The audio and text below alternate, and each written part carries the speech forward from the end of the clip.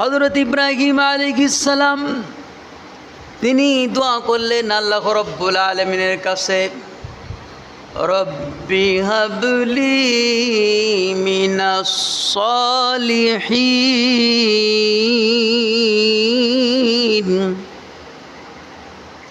আয় রব, আমাকে একটা সৎ সন্তান দান করেন। কেমন সন্তান? সৎ সন্তান, নেক সন্তান দান করেন।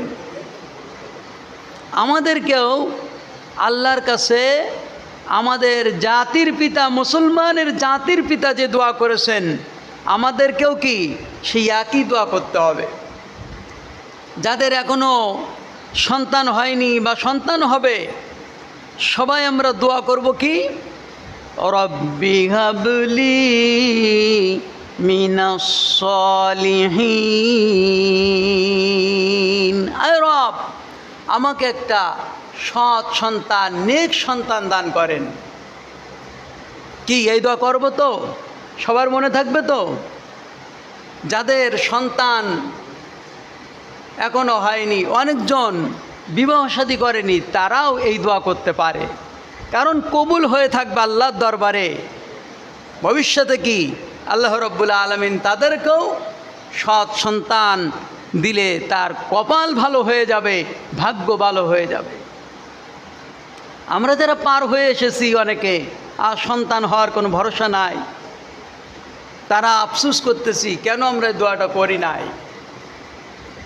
আল্লাহ রাব্বুল আলামিন প্রতি উত্তরে জানিয়ে দিলেন, ফাবাশশারনাহু বিগুলামিন হালিম।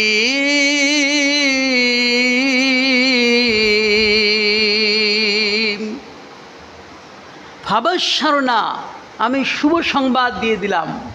আল্লাহর কাছে যখন বলা হলো, আল্লাহ রাব্বুল আলামিন প্রতি উত্তরে কি জানালেন? আমি শুভ সংবাদ দিলাম বিগুলামিন হালিম, একটা ধৈর্যশীল সন্তানের, সহনশীল সন্তানের। চাইলেন নেক সন্তান, আল্লাহ দিলেন কি? ধৈর্যশীল সহনশীল সন্তান। গুলামিন হালিম, আল্লাহ তাআলা শুভ সংবাদ জানিয়ে দিলেন।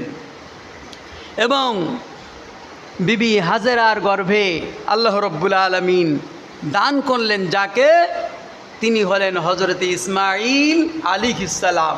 ইসমাঈল হলো হেব্রু ভাষা, আরবি ভাষা না। ইসমাঈল মানে আল্লাহর কাছে চাওয়ার মাধ্যমে যে সন্তান হয়, তাকে হেব্রু ভাষায় বলা হয় ইসমাঈল। আয় আল্লাহ তাআলা, আমার ডাক শোনো, আমার ডাক কি শোনো। নামটাও সেই অর্থে রেখে দিলেন ইসমাঈল। আল্লাহ রাব্বুল আলামিন যখন সন্তান দিলেন, এত বয়স ভারী হয়ে গেছে, সন্তান যখন আর হবে না, এমন বয়সে যদি সন্তান হয়, মনে করেন বুড়ো বয়সে যখন সন্তান হয়, মোট সন্তান হয়নি, সন্তানকেই নিয়ে সে পাগল পার হয়ে যায়, কি তাই না? অর্থ কড়ি, মাঠ ঘাট হাট বাজার সব থেকে প্রিয় হয়ে দাঁড়ায় তার ওই সন্তান, কারণ ওই সন্তানই তার ভবিষ্যৎ। এই অর্থ করি সব কিছু তার কাছে মূল্যহীন হয়ে যাচ্ছিল, যে আমি মরে যাব, সব মূল্যহীন হয়ে যাবে, আমার রক্ত ভোগ করতে পারবে না, আমার উত্তরসূরি নাই। যখন উত্তরসূরি পেয়ে গেল, তখন সবের মূল্য এক জায়গায় চলে আসলো, সেই ইসমাঈল সবার বেলায়। কিন্তু হযরত ইব্রাহিম আলাইহিস সালাম খুবই ভালোবাসেন আল্লাহকে, যে ভালো আর কাউকে বাসেন না, এত বেশি ভালোবাসেন আল্লাহকে, যার কারণে আল্লাহ রাব্বুল আলামিন তার উপাধি দিয়েছেন খলিলুল্লাহ। উপাধি কি দিয়েছেন? খলিলুল্লাহ। মানে আল্লাহকে ভালোবাসার জন্য যা কিছু করার দরকার, সব কিছুই যিনি উৎসর্গ করতে পারে, তাকে বলা হয় খলিলুল্লাহ। মানে যা করার দরকার নিজের জীবন বিসর্জন দিয়ে যদি করতে হয় তাই করব। আমার সব কিছু আমি উজাড় করে দিতে পারি, সব কিছু করতে পারি একজনকে খুশি করার জন্যে। তার নাম হলো খলিলুল্লাহ, আর হাবিবুল্লাহ হলো আল্লাহ স্বয়ং সব কিছু করতে পারে যাকে খুশি করার জন্যে, তাকে বলা হয় হাবিবুল্লাহ। আল্লাহ সব কিছু করবেন মুহাম্মদ সাল্লাল্লাহু আলাইহি সাল্লামকে খুশি করার জন্যে। আর আমার জাতির পিতা মুসলমানদের তিনি সব কিছু করবেন একমাত্র আল্লাহকে পাওয়ার জন্যে, আল্লাহকে সন্তুষ্ট করার জন্যে। দুই নাম কিন্তু দুই অর্থে। ইব্রাহিম খলিলুল্লাহ আল্লাহকে পাওয়ার জন্য একবার তারকা দেখেন, একবার সূর্য দেখেন। আল্লাহকে পাওয়ার জন্যে বড় বড় জিনিসগুলোর দিকে দেখেন, কিন্তু বিবেচনা করে দেখেন কোনটা হাজা আকবার, এটা বড় ক্ষুধা, এটা ছোট ক্ষুধা, কিন্তু আসলে সব বেহুদা, কোনোটা ক্ষুধা না। সর্বশেষ তিনি এক আল্লাহ রব্বুল আলামিনকে খুঁজে নিলেন। এই সব কিছুই যিনি পরিচালনা করেন, এই সব কিছুই যিনি সৃষ্টি করেছেন, আমি সে আল্লাহর দিকে মুতাজ্জু হয়ে গেলাম। আমি অন্য কোনোকে আমি অংশীদার বানাবো না, এই প্রতিজ্ঞা করে নিলেন হযরত ইব্রাহিম আলাইহিস সালাম। আল্লাহকে এমন খুঁজা খুঁজেছেন যিনি সন্তান পাওয়ার পর নজর কিন্তু আল্লাহর থেকে আবার কিন্তু আরেকজনের দিকে চলে এলো, সন্তানের দিকে। আল্লাহ রব্বুল আলামিন ডাক দিয়ে বলতে থাকেন যে খলিলুল্লাহ রে, আমাকে বেশি ভালোবাসতে, উঠতে বসতে শুইতে সব জায়গায় আমার দিকে চেয়ে থাকতিস, কিন্তু এখন তো দেখে সব কিছুর ভিতর থেকে সংসারের কাজ যখন করতে যাও তখন দেখতে পাই যে ইসমাইল একটু কেঁদে ওঠে, সংসারের কাজ ফেলিয়ে রেখে ইসমাইলকে এসে বুকে জড়াও। শুধু তাই না, সব জায়গার থেকে এসে দেখি ইসমাইলকে বড় ভালোবাসো, তার দিকে বেশি বেশি চেয়ে থাকো। আমি একটু পরীক্ষা করতে চাই, তুমি কি এখন সন্তানকে বেশি ভালোবাসছো, না আমি আল্লাহকে তুমি বেশি ভালোবাসো? আমি দুইটা পরীক্ষা করব। আল্লাহ রব্বুল আলামিন তাকে জানাই দিলেন, তোমার হাজেরা অনেক সুন্দরী, বিশ্ব সুন্দরী, বর্তমান জামানার বিশ্ব সুন্দরী যিনি, তিনি হলেন হজরতে হাজেরা, হজরতে সায়রা। বিশ্ব সুন্দরীর ভিতরে, সারা বিশ্বের ভিতরে ৩-৪ জন মানুষ সব থেকে বেশি সুন্দর, তার ভিতরে হজরতে সায়রাকে আল্লাহ রব্বুল আলামিন সুন্দরী হিসেবে বানিয়েছিলেন। মহিলাদের ভিতরে আল্লাহ রব্বুল আলামিন হযরত হাজেরাকে আর ইসমাইলকে এমন জায়গায় রেখে এসো নিদর্শন দেখিয়ে দিলেন যেখানে কোনো মানুষ নাই, বসতি নাই, যেখানে কোনো কিচ্ছু নাই, গাছপালা নাই, যেখানে মরুভূমি, যেখানে শুধু ধুলো বালি আর তাই ছাড়া কিচ্ছু নাই, পানির ব্যবস্থা নাই, ফলের ব্যবস্থা নাই, গ্রামের ব্যবস্থা নাই, জনবসতি নাই, কোনো কিচ্ছু নাই। এমন জায়গায় রেখে আসতে হবে। এমন নিদর্শনে আল্লাহ রব্বুল আলামিনের হুকুমে তিনি কিন্তু সন্তান এবং স্ত্রীকে রেখে আসার জন্য গেলেন। আমরা হলে কি করতাম? হ্যাঁ, বৃদ্ধ বয়সের সন্তান তো দূরের কথা, যুবক বয়সের সন্তান। এই জন্য আমাদের পরীক্ষা এমন হবে না। নবীদের পরীক্ষা ভার্সিটির পরীক্ষা, আর যারা আল্লাহর বড় ওলি হয় তাদের পরীক্ষা হলো মাধ্যমিক পরীক্ষা। আর যারা আমাদের মতো কোনো রকম মুসলমান, আমাদের পরীক্ষা হলো প্রাইমারির পরীক্ষা। এজন্য নবীদের পরীক্ষা আমাদের নিলে আমরা কোনোদিন পাশ করব না। হযরত ইব্রাহিম আলাইহিস সালাম ঠিক যে নিদর্শন দেখিয়ে দিলেন, সেই নিদর্শনে গিয়ে হাজরাকে নামালেন উটের পিঠের থেকে, আর ইসমাইলকে নামালেন। সাথে অল্প কিছু খাদ্য, বেশি খাদ্য নেই নাই, অল্প কিছু পানি, অল্প কিছু খুরমা, যা দিলে কয়েকদিনের মধ্যে পুড়িয়ে যাবে, তাদেরকে নামিয়ে রাখলেন। আর ইব্রাহিম আলাইহিস সালাম কোনো কথাবার্তা না, নামিয়ে রেখে চলে যাচ্ছেন। মা হাজরা তখন ডাক দিয়ে বললেন, ওগো আমার স্বামী, আপনি যে রেখে যাচ্ছেন এখানে, এটা কি আল্লাহর হুকুম না আপনার মত মতো রেখে যাচ্ছেন, এইটা জানতে চাই। আমরা বেশি কিছু জানতে চাই না। আপনি যে রেখে যাচ্ছেন এমন জায়গায় যেখানে কিচ্ছু নাই, খাদ্যর ব্যবস্থা নাই, পানির ব্যবস্থা নাই, জনবসতি নাই, এটা কি আল্লাহর হুকুম না আপনার মন অনুযায়ী? ইব্রাহিম আলাইহিস সালাম সন্তান আর স্ত্রীর মায়া কি কম না বেশি? বলেন, কম না বেশি? বেশি থাকাটাই স্বাভাবিক। ইব্রাহিম আলাইহিস সালাম কিচ্ছু বললেন না, তিনি আঙ্গুল উঁচু করে ধরলেন উপরের দিকে, উঁচু করে ধরলেন। তার মানে হলো আল্লাহ রব্বুল আলামিনের ইশারা হয়েছে, তাই তোমাদেরকে রেখে যাচ্ছি, এটা আমার মন গড়া রেখে যাচ্ছি না।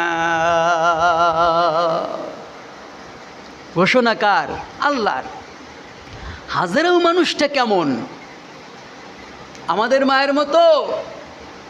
নবীদের স্ত্রী ওরকম, যার সঙ্গে যেমন মানুষের মিলানোর দরকার আল্লাহ রব্বুল আলামিন সেই মানুষের সঙ্গে তেমন মানুষই মিলাই দেন। হযরতে হাজেরা আলাইহিস সালাম তিনি কিন্তু একটা কথাও বললেন না স্বামীর বিরুদ্ধে, বরং তিনি বলে দিলেন আলহামদুলিল্লাহ, যদি আল্লাহর ইশারা হয়ে থাকে আমার খাদ্য খাবার পুড়িয়ে যেতে পারে, কিন্তু আমার আল্লাহ আমাকে মেরে ফেলবেন না। চিন্তা নাই, দুঃখ নাই, কোনো ধরনের প্রেশার নাই, যদি আল্লাহর ইশারা হয়ে থাকে।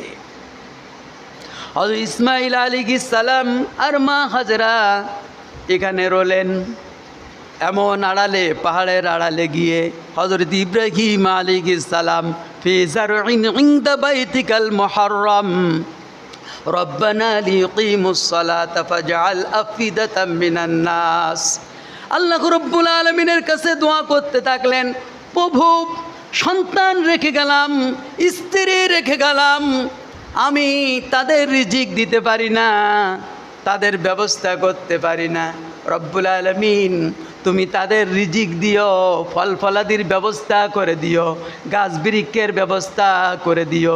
শুধু তাই নাই, ইব্রাহিম আলাইহিস সালাম দোয়া করলেন বালাদান আমিনান, আয় আল্লাহ তাআলা এই শহরকে তুমি নিরাপত্তার শহর বানিয়ে দিও। আল্লাহ রব্বুল আলামিন প্রতিটা দোয়া কবুল করে নিলেন। মক্কায় যে ফল ফলাদি পাওয়া যায় সারা বিশ্বে সে ফল ফলাদি মেলে না। দোয়াটা হলো আমাদের জাতির পিতার দোয়া, আর যে দোয়াটা করেছেন এই শহরটা বালাদান আমিনান বানিয়ে দিবেন, নিরাপত্তার শহর বানিয়ে দিবেন। সেখানে যদি একটা বিষধর সাপও ঢোকে সেই সাপটা মারা যাবে না, হারাম। একটা পিঁপড়ে ঢুকলে হারাম। আল্লাহ রাব্বুল আলামিন একটা মশামাছি ঢুকলে সেখানে মারা যায় না। এমন নিরাপত্তা শুধু মানুষের জন্য না, সকলের জন্য নিরাপত্তা বানিয়ে দিয়েছেন। কবুল, দোয়া কবুল হয়ে গেছে। রেখে গেলেন। কুরবানি কিভাবে হলো আর কিভাবে আমাদের ইব্রাহিম আলাইহিস সালামের সুন্নাত হলো, এটা আমাদের একটু জানার দরকার আছে। তার ভিতরে কিছু মাসলা মাসাইলও বলবো, কারণ আমাদের সেটাও শোনার দরকার আছে। গত জুম্মায় কিছু বলেছিলাম। হযরত ইব্রাহিম আলাইহিস সালাম তো চলে গেলেন সিরিয়া, ইব্রাহিম আলাইহিস সালাম, আর এদিকে মক্কা যেখানে শহর হয়ে গেল, কাবা হয়ে গেল, এই শহরে হলো মা হাজেরা। কোথায় সিরিয়া আর কোথায় মক্কা? কত দূরত্ব! সিরিয়া কোথায় আর মক্কা কোথায়? এত দূরত্ব। বাপ কনে আর ছেলে কনে আর স্ত্রী কোথায়? আল্লাহ রব্বুল আলামিন এমন ব্যবস্থা করে দিলেন, খাদ্য খাবার নাই, পুড়িয়ে গেল। হযরতে মা হাজেরা টেনশন আর টেনশন, খাবার কোথা থেকে মেলবে? কোনো মানুষের চিহ্ন নাই, কোনো ছায়ার চিহ্ন নাই। একেবারে টানা রৌদ্রের ভিতরে আমরা রয়েছি। এখানে একেবার মা যদি না খেতে পারে সন্তান কিন্তু দুধ পায় না। অবস্থা খুব খারাপ, করুণ অবস্থা। মায়ের যখন দুধ খাওয়াই তখন খাদ্য কিন্তু মাকে বাড়িয়ে দিতে হয়, নইলে দুধ কিন্তু মার বৃদ্ধি পায় না। এই জন্য আপনারা খেয়াল রাখবেন, যখন সন্তানদেরকে স্ত্রী দুধ পান করাবে মায়ের খাদ্য একটু বাড়িয়ে দিতে হবে। দেখবেন গরুর যখন দুধ নিতে হয় কাঁচা ঘাস কিন্তু বেশি দিতে হয়, ভুসি দিতে হয়, খুদের ভাত দিতে হয়। আমরা কিন্তু স্ত্রীদের দিকে এই লক্ষ্যটা রাখি না। সন্তান হওয়ার পরে কাজ আরও বাড়াই দিই, ধান সিদ্ধ করা বিভিন্নতা সব বাড়িয়ে দিই, কিন্তু খাদ্য যে একটু বাড়াই দিতে হবে এটার বেলায় কিন্তু আমরা খোঁজ খবর রাখি না। এই জন্য কিছুদিন পর এই মা, এই স্ত্রী কাঠি হয়ে যায়, রোগা হয়ে যায়, কারণ তার পর্যাপ্ত পরিমাণ খাবার দিচ্ছেন না। যেভাবে আপনি কাজ করিয়েছেন, যেভাবে সন্তান নিছেন বেশি বেশি, কিন্তু সেই অনুযায়ী তাকে খাদ্য কম দিয়েছেন। শুধু একটা উট বিশ্বনবী মুহাম্মদ রাসূলুল্লাহ সাল্লাল্লাহু আলাইহি ওয়াসাল্লামের কাছে অভিযোগ দিলেন, ইয়া রাসূলুল্লাহ, আমার মালিক আমাকে বেশি বেশি কাজ করায় আর আমাকে কম খেতে দেয়, আমি কাজ করতে পারি না। এই জন্য সে নাকি আমাকে, এই মালিক নাকি কিছুদিন পর জবে করে দিবে। ইয়া রাসূলুল্লাহ, আমাকে কিনে আপনি আজাদ করে দিতে পারেন, তাহলে আমি আমার জীবনে বাঁচতে পারি। নবীজি এই কথা শুনলেন, ইহুদিকে ডাকলেন, মালিককে ডাকলেন, ডেকে বললেন, তোমার এই উটকে তুমি বেশি বেশি কাজ করাও আর কম কম খেতে দাও। এখন একটু সে দুর্বল হয়ে গেছে কম খাওয়ানোর কারণে, তার কারণে তুমি নাকি জবেহ করে ফেলবা। কি এটা কি সত্য? ইহুদি বলল, হে আল্লাহর নবী, আপনি মুহাম্মদ সাল্লাল্লাহু আলাইহি সাল্লাম শুনেছি, আপনি কি করে জানলেন এটা? যা আমার ধর্মগুরুরা কোনোদিন এরকম বলতে পারে নাই। এই পশু যে কথা জানে আর আমি যে কথা জানি এই ছাড়া দ্বিতীয় আমার পরিবারও জানে না, আপনি সে কথা কিভাবে জানলেন? আল্লাহর নবী বললেন, আমি যে আল্লাহর রাসূল, তোমার পশু আমাকে অভিযোগ দিয়েছে তুমি কম কম খেতে দাও আর বেশি বেশি কাজ করিয়ে নাও, আবার তুমি নাকি দুর্বল হওয়ার কারণে জবেহ করে দিবা। আমার কাছে তোমার পশু অভিযোগ দিয়েছে। তখন ইহুদি বললেন, ইয়া রাসূলুল্লাহ, আপনি যে আল্লাহর রাসূল তাতে কোনো সন্দেহ নাই, আমাকে ঈমানের কালেমা পড়াই দিন। আশহাদু আল্লা ইলাহা ইল্লাল্লাহু ওয়া আশহাদু আন্না মুহাম্মাদান আবদুহু ওয়া রাসূলুহু। এই জন্য মায়েদের দিকে একটু লক্ষ্য রাখবেন। মা হাজেরা কিন্তু দুধ আর নাই, কারণ পানি নাই, খেজুর নাই, খাদ্য নাই, কোনো কিছু নাই, দুধ শুকিয়ে গিয়েছে, এমন অবস্থা হয়ে গিয়েছে। যিনি আল্লাহর নবীর স্ত্রী, যিনি আমাদের মা, যিনি ইসমাইল আলাইহিস সালাম একজন পয়গম্বরের মা, তিনি কিন্তু খাদ্যর যন্ত্রণায় দুধ শুকিয়ে গিয়েছে, নিজে চলতে পারে না। এমন অবস্থা হয়ে গেল, দুধের বুটা যখন ইসমাইল আলাইহিস সালাম টান দেয়, হাট্টেলি বাট্টেলি মেরে কেঁদে কেঁদে ওঠে, কারণ বিন্দু মাত্র দুধ আর গালের ভিতরে পৌঁছায় না। দুধ আর নাই গালের ভিতরে, কি এখন আর দুধ পৌঁছায় না। দুধ যখন পৌঁছায় না তখন কেঁদে আকাটা হয়ে যায়। মা চিন্তা করে, এই অবস্থায় যদি আমার সন্তান মারা যায়, এই অবস্থায় যদি আমার সন্তান মারা যায়, আমার স্বামীর কাছে কি কৈফিয়ত আমি দিব? শুধু তাই নয়, এত সুন্দর সন্তান, ফুটফুটে সন্তান, কারণটা হলো নবী মুহাম্মদুর রাসূলুল্লাহ সাল্লাল্লাহু আলাইহি ওয়াসাল্লামের নূরে মুহাম্মদি কিন্তু বহন করে আসছে।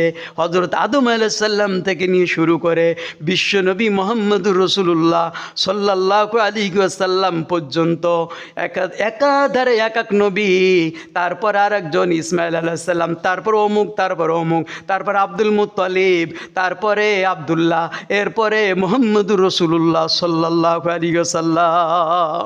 এই নূরে মোহাম্মদী থাকার কারণে ইসমাইল যেন তেন ইসমাইল না, তাকে দেখতে সবার ভালো লাগে।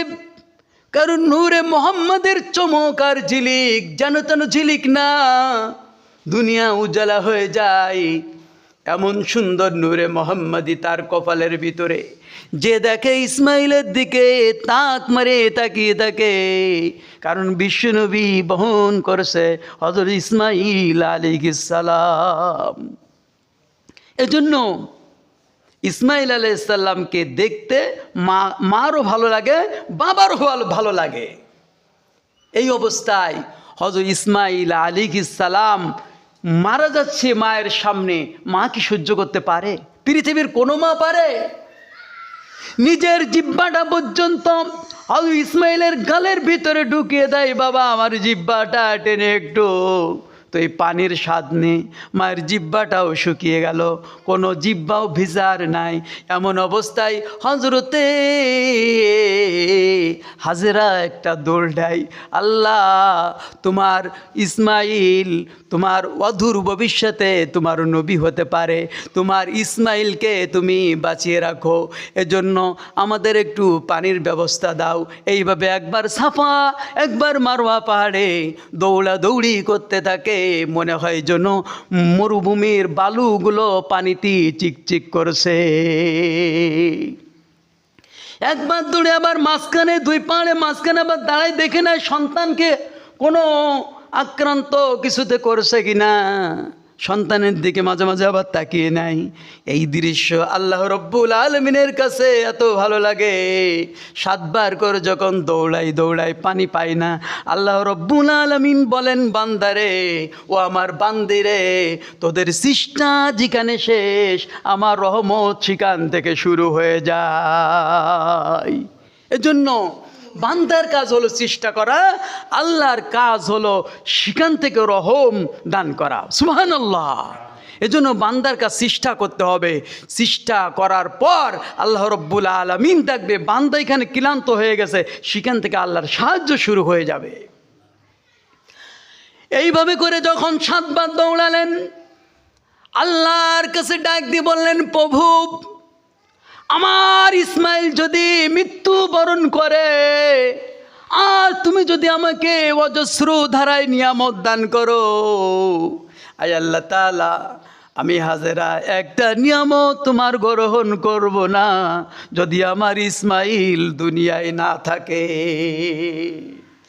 ইসমাইল পাগল, মাও পাগল, কারণ একটা সন্তান, আর এত সুন্দর সন্তান, যে সন্তান নূরে মোহাম্মদী বহন করে। হযরতে হাজেরা এই কথা বলতে না বলতে আল্লাহ রব্বুল আলামিন হযরত জিবরিল আমিনকে ডাক দিয়ে বললেন, জিবরিল রে,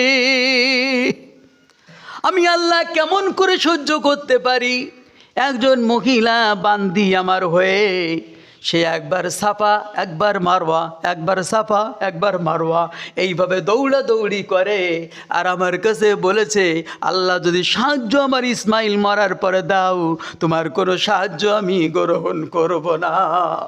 যা চলে যা জলদি করে, আমার ইসমাইল যেখানে পা নাড়াই, আমার ইসমাইল যেখানে পা দিয়ে মাটিতে লাথি দেয়, ওই জায়গা তুই ভর করে আমার ইসমাইলের পায়ে ভর করে একটু পানির ব্যবস্থা করে দে। এমনি এমনি কাজ আমরা পানি পাই, স্বাদের পানি। ইসমাইল আলাইহিস সালামের পায়ে সং ভর করলেন হযরত জিবরিল আমিন, ভর করে এমন একটা আঘাত করলেন মাটিতে, যে আঘাতের কারণে পানি ঠেলে ওঠা শুরু করে দিল। হযরতে হাজেরা পাহাড় থেকে দেখতে পাই পানির ফোয়ারা যেন বের হতে থাকে। সত্যি কি পানি? গিয়ে দেখি, এসে দেখে পানি চতুর্দিকে গড়িয়ে গড়িয়ে পড়তে থাকে। এখন এই পানি তো ঠেকাতে হবে নাকি? বিশ্বনবী বলেন, আমাদের মা হাজেরা তিনি যদি এই পানি না ঠেকাতেন, পৃথিবী বন্যা হয়ে যেত, এই পানি আর কোনো দিন থামতো না। হজরতে হাজেরা আলাইহিস সালাম তিনি চতুর্দিক থেকে কিছু পাথর সংগ্রহ করে বললেন, জম জম জম, মানে জমে যা, এখন তুই আর ছুটে ছুটে যাস নে, এর মধ্যে জমে থাক, পরবর্তীতে আমার পানি আরও লাগতে পারে, এর জন্য জমে থাক এখানে, আমার যখন লাগবে তখন এখান থেকে আমি পানি উঠিয়ে উঠিয়ে আমি ব্যবহার করব।